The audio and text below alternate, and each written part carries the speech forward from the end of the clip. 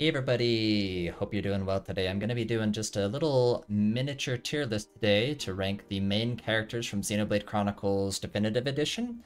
There was one that I could have done that had like all the characters, but I'm gonna be honest, like I can't even remember some of their names, some of the like really side characters. So I'm just gonna focus on some of the main characters and give you my thoughts on who were some of my favorites. Um, so with that being said, if you're enjoying this type of content, Xenoblade, etc., be sure to like the video, share, subscribe. All that stuff really helps support the channel. Okay, let's start off with Alvis. So Alvis, I think, is really cool. Very mysterious. Like, I think I spent most of the playthrough trying to determine, like, are they on our side or are they not on our side? um, and I couldn't tell, honestly, through most of the game. And you don't really, I won't go into too many spoilery things, but you don't learn too much about Alvis until the very, very end. And even then, I still am a little bit confused on it. But I think Alvis is cool just for the mystery. Like the mystery alone, I'm gonna put Alvis in A tier. I think Alvis is really cool. Next up we have, let's do like, I think this is this Zord? Who is this? I actually don't know who this is. I think this is Zord, or is this the dude that like betrays us in the beginning? Or are they one and the same? I forget. Who? We'll put them in who tier. Who? I forget who that is to be. Maybe it's Gato? Maybe it's Gato? Like, actually don't know. I have a hard time telling from that picture. I believe this is Egil. Egil, I think, is actually a very intriguing character. I think I wish they would have shown him a little bit more throughout the earlier phases of the game.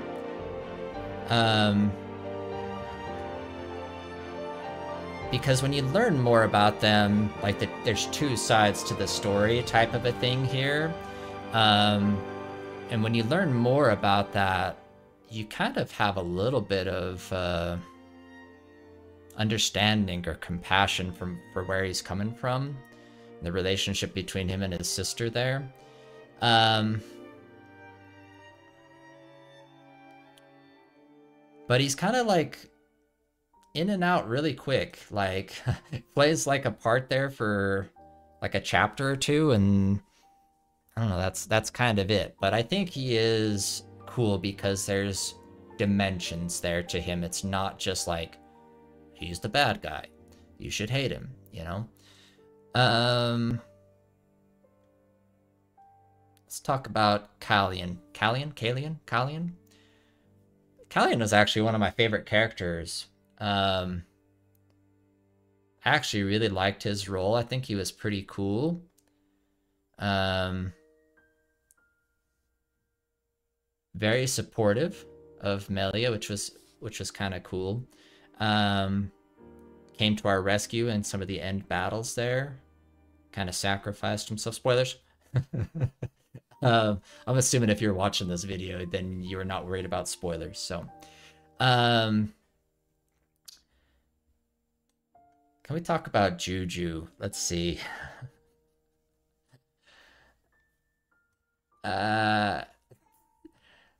Hold on a second. I need to.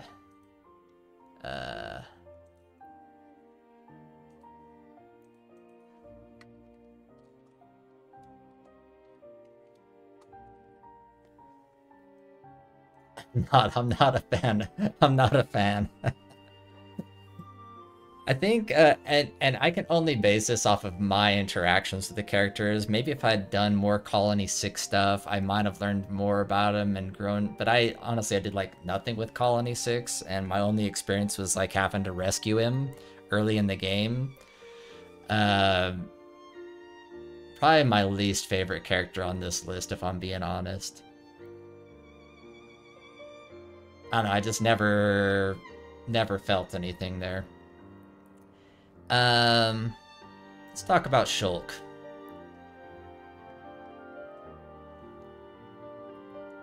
I would put Shulk in A tier. I like the voice acting, especially some of the, like, the intense moments when Engage the Enemy is playing. Kind of just trying to understand himself, who he is, why he has the powers that he has, why can he change fate. I kind of like that self-reflection journey. I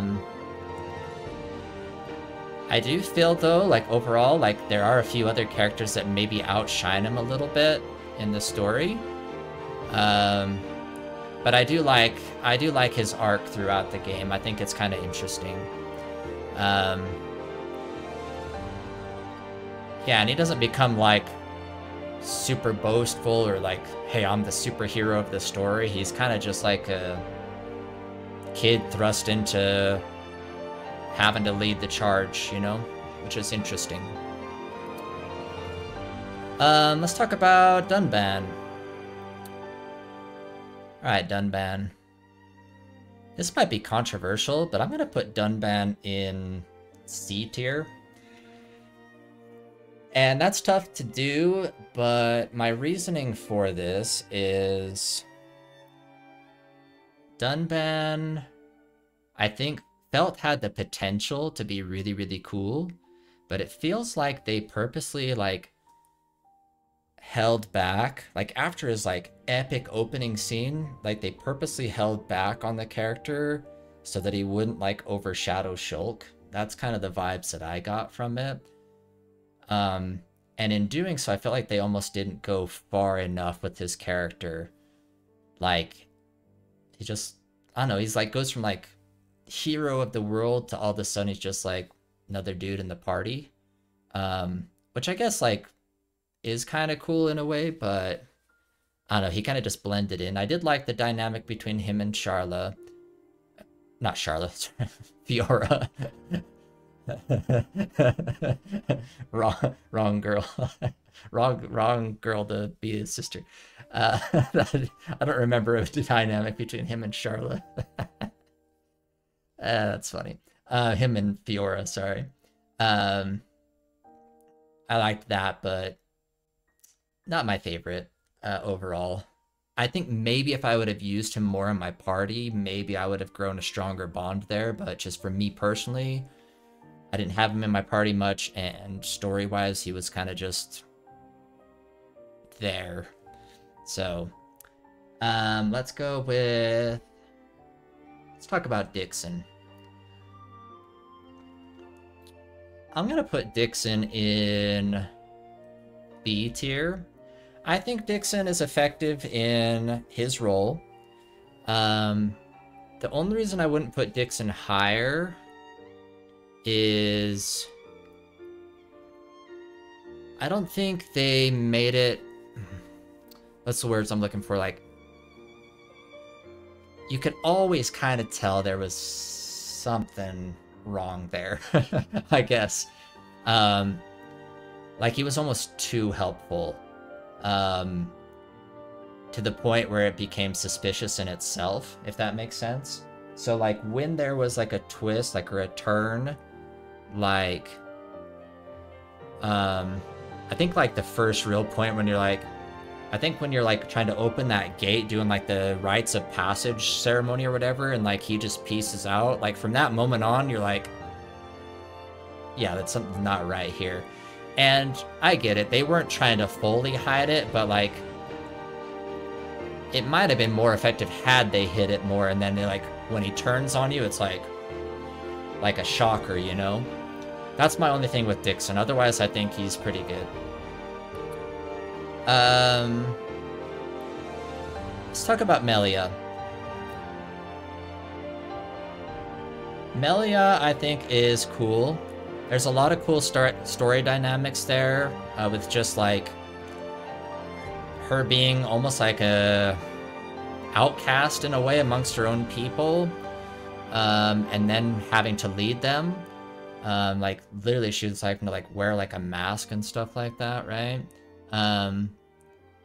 Now, I have not finished Future Connected, so I know it goes more into Melia's story, so this is based just off of the main game alone. and like very limited side quests that I did during the game. So this is main scenario stuff pretty much only that I'm ranking off of. I think Melee was cool. I didn't use her much just because I could never fully grasp the combat system for her. But I do like some of the things. I liked a lot of the music. This might be a weird way to rank the character, but I think like the music that plays when they're involved in the game adds to their character. And like every time she was involved, I loved the music that was playing in those sections of the game. So hopefully that makes sense. Let's talk about Charla. So Charla, we had the kind of the Gado storyline. We had the storyline there, kind of the what do you want to call it? Like a love triangle in a way, where she's like, Ryan likes her, she likes Ryan, but technically her fiancés may or may not be alive still. It was kind of an interesting dynamic there.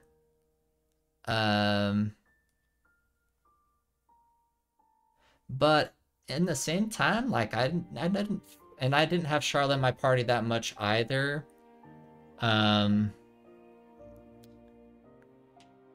But I think I liked her maybe a little bit more than Dunban, but again, I feel like she was kind of just there. there at times.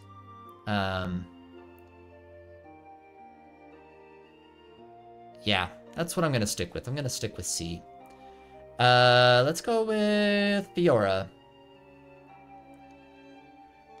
I think Fiora is probably A tier. Again, I didn't actually use Fiora very much in combat. I don't think at all, actually, now that I think about it. I do really like the dynamic between her and Shulk, some of the other very mysterious stuff that happens with her.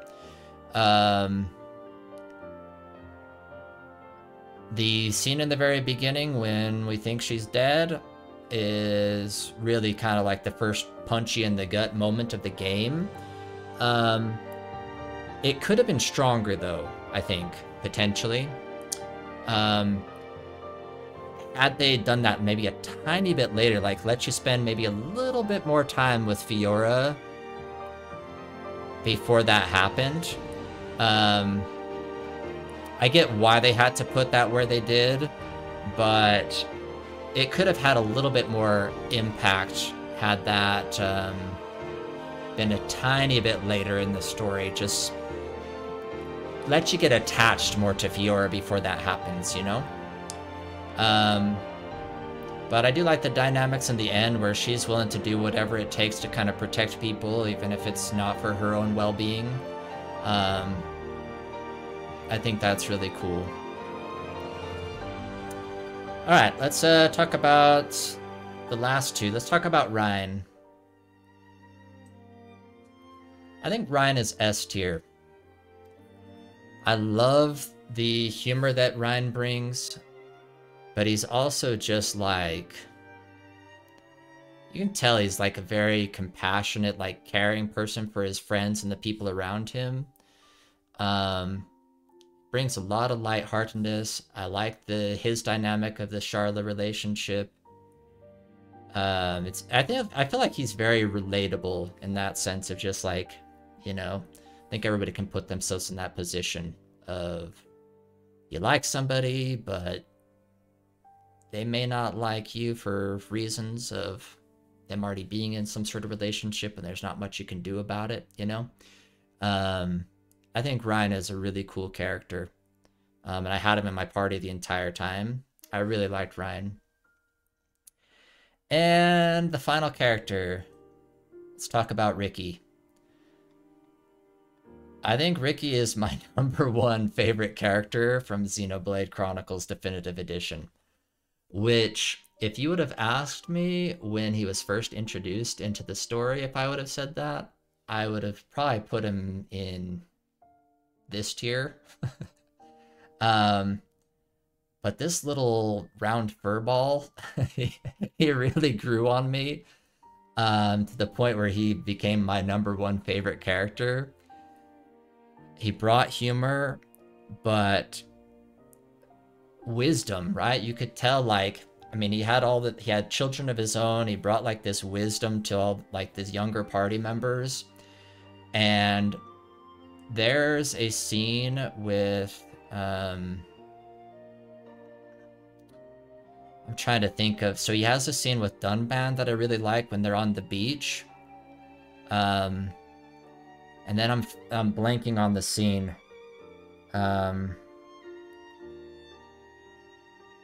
Is it, I think it's with Melia. He has the other scene where I believe it's Melia and with Callian, like he kind of can see or senses what's going on there in that scene.